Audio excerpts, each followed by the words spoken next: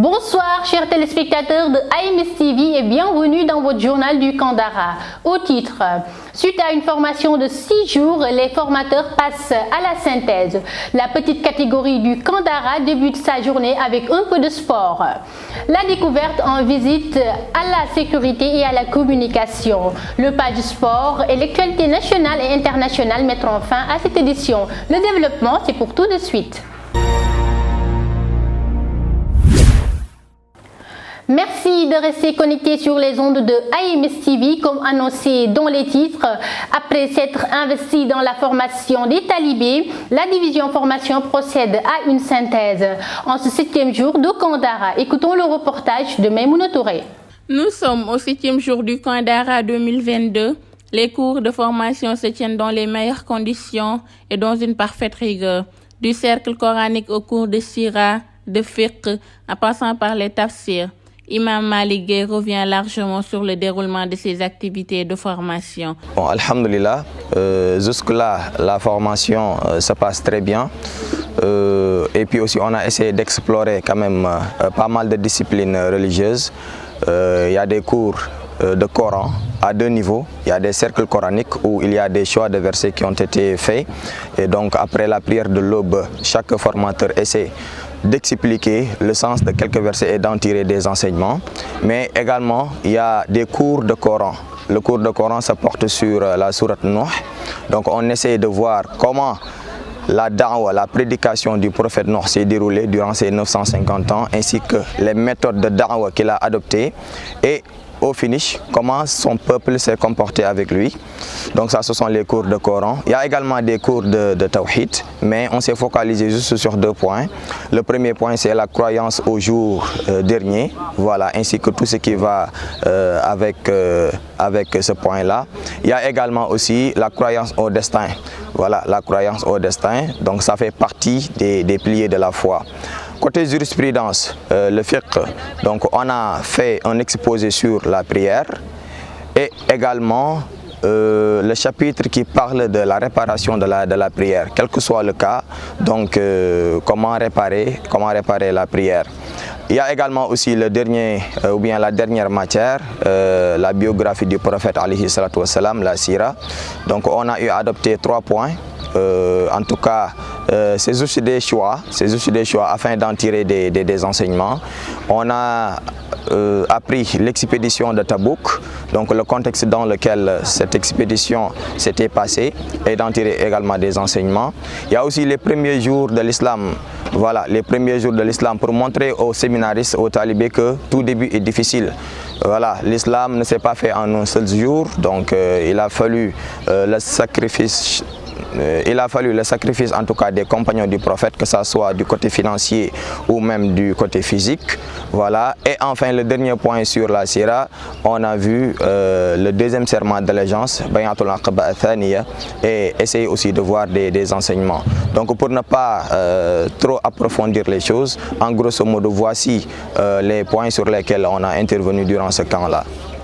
La qualité des formateurs ainsi que leur pédagogie qui s'active avec dynamisme rassure quant à l'atteinte des objectifs, comme le témoigne d'ailleurs la discipline des talibés et l'importance qu'ils accordent au cours. Ils font plus que ce que nous attendons d'eux. Franchement, machallah, nous sommes vraiment satisfaits de vous. Ce 7e jour, qui coïncide avec un vendredi, nous mène à la grande mosquée de l'UGB. La prière dirigée par Imam Mohamed Diouf, qui a fait un sermon qui porte sur la crise des valeurs. Les changements notés de nos jours sont de plus en plus alarmants. Qu'ils soient positifs ou négatifs, il convient de réfléchir sur les valeurs qui forment le soubassement social et spirituel de la société sénégalaise et d'analyser les changements de comportement notés chez la jeunesse. Ainsi, les grandes interrogations que l'on se posera tous seront: est-ce que ces jeunes d'aujourd'hui seront à la hauteur pour faire face à cette menace? Seront-ils capables de surmonter à la crise des valeurs? La petite catégorie au terrain pour un peu d'exercice physique pouvant participer à leur état de forme. Reportage Alphaba. Ce jour du vendredi 9 septembre 2022, le camp ado a vibré au rythme du sport. La pratique du sport est un moyen de prévention contre les maladies, mais aussi et surtout d'occuper le temps libre afin d'éviter l'oisiveté qui cause de nombreux vices. Le sport aide aussi à soigner les problèmes psychologiques. Sur ce, Nous écoutons M. Sékou Oumar Diédhiou. L'enfant en sport, c'est un moment vraiment de plaisir, un moment de joie pour les enfants parce qu'ils aiment beaucoup le sport, surtout les garçons, le football. Voilà, donc c'est un moment de loisir parce que l'enfant a beaucoup d'énergie à fournir. Et donc c'est le moment du sport qui dégage toute cette énergie-là. Et donc c'est un moment très fort pour l'enfant. Vous voyez l'ambiance qui est là, donc ils sont très contents quand ils sont dans le terrain. Voilà. Match alléchant, digne du championnat anglais. Le match est soldé par un score nul et vierge. D'autre part, on a eu droit à une course de relais âprement discutée entre les deux équipes. De même que chez les sœurs, on a assisté à de très belles prestations de matchs de balle au panier, entre autres. Alphaba. La rubrique Découverte s'intéresse aujourd'hui à la sécurité qui se charge de toutes les dispositions sécuritaires des talibés et de la cellule de communication. Propos recueillis Abdoukhadr Ba. La sécurité est l'élément le plus essentiel pour évoluer en paix. Consciente de cela, en tant que structure responsable, l'Association des élèves et étudiants musulmans du Sénégal a établi un dispositif sécuritaire très important durant ce camp. Une équipe bien structurée composée de vaillants gaillards reste en veille avec une ambiance bien en point pour que les séminaristes dorment en paix. L'équipe surveille permanemment 5 postes stratégiques. Il contrôle l'accès à la porte principale ainsi que l'entrée des pavillons. L'équipe est très stricte par rapport au port du badge qui est obligatoire pour l'entrée comme pour la sortie des locaux du camp. Un bâtiment au milieu de 2 autres. Après plusieurs marches escaladées, un couloir sinistre nous accueille. Après 3 portes dépassées, une salle faisant office de studio pour la division communication abrite les vaillants soldats de l'information. Une équipe de protocole composée de talibés recrutés selon différents critères est toujours la première et la dernière dans les salles d'activité. Elle a pour rôle de distribuer les participants entre les différentes places assises, la préparation et le soin de la scénographie, la distribution graphique et physique des aspects visuels visant à vulgariser la structure. L'équipe social média est chargée de filtrer les images et d'en choisir les meilleures pour les publier sur les réseaux sociaux accompagnés de leur description. Au fond du couloir, le fond vert anime le décor du studio d'enregistrement. Le présentateur face à la caméra enregistre les chapeaux de l'édition. Après le montage, ces chapeaux et les reportages sont compilés dans un serveur pour livrer le produit fini aux téléspectateurs. Le studio porte le nom de la défunte Coumba Mbodj, une militante de l'AMS et ancienne de la communication, décédée à la fleur de l'âge le 20 septembre 2021. Puisse le Tout-Puissant l'accueillir dans son paradis le plus haut. Pour le page sport, les différentes équipes des coordinations régionales de l'Association des élèves et étudiants musulmans du Sénégal sont en phase de demi-finale. Ndeye Sokhna Ndaw, notre correspondante au stade. L'importance du sport n'est plus à discuter. Toutefois, le matin reste un moment idéal pour sa pratique. Après les séances d'échauffement, on assiste au match de demi-finale. 4 équipes sont en compétition. Du côté des frères, la sélection Sédhiou Tamba s'est confrontée à l'équipe des formateurs. Un match qui débute en faveur des sudistes qui dominent avec 2 buts marqués au premier mi-temps. Mais cette confiance et cette joie ne vont pas durer.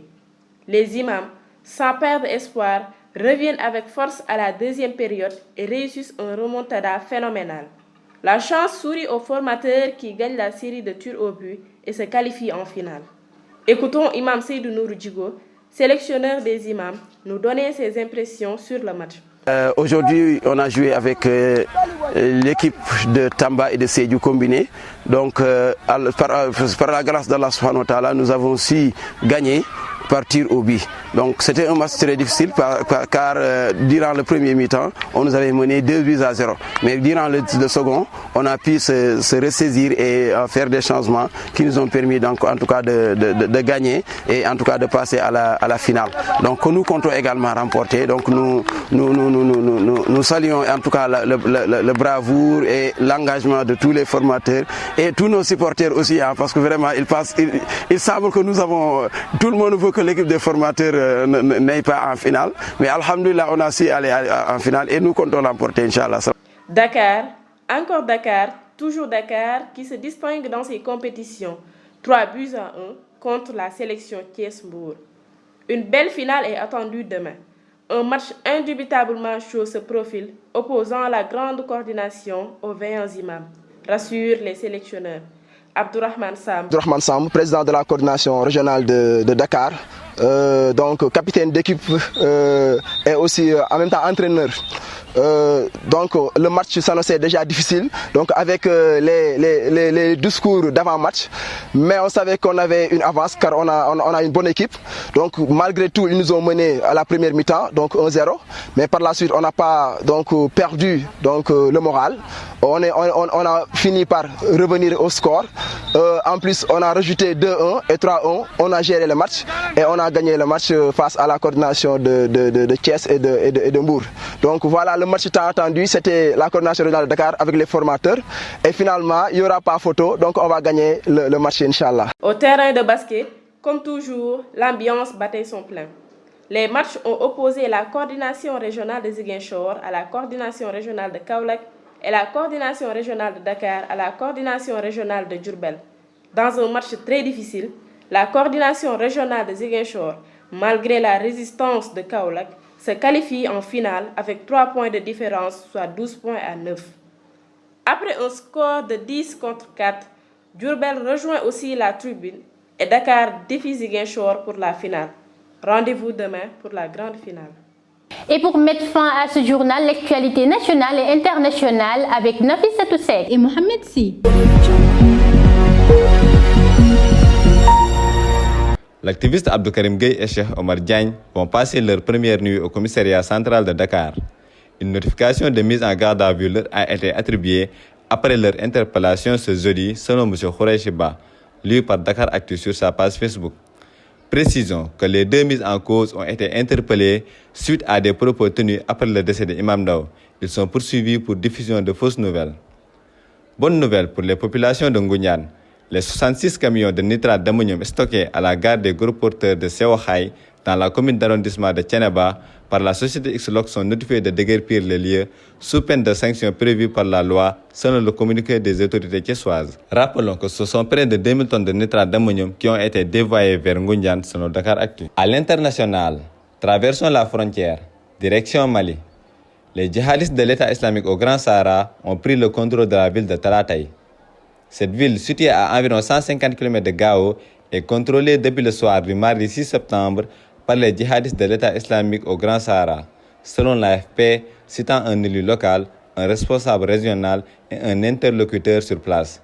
Selon les premières infos, la ville est tombée aux mains de l'État islamique au Grand Sahara après des combats avec d'autres groupes armés de la région et des djihadistes rivaux ayant fait allégeance à Al-Qaïda.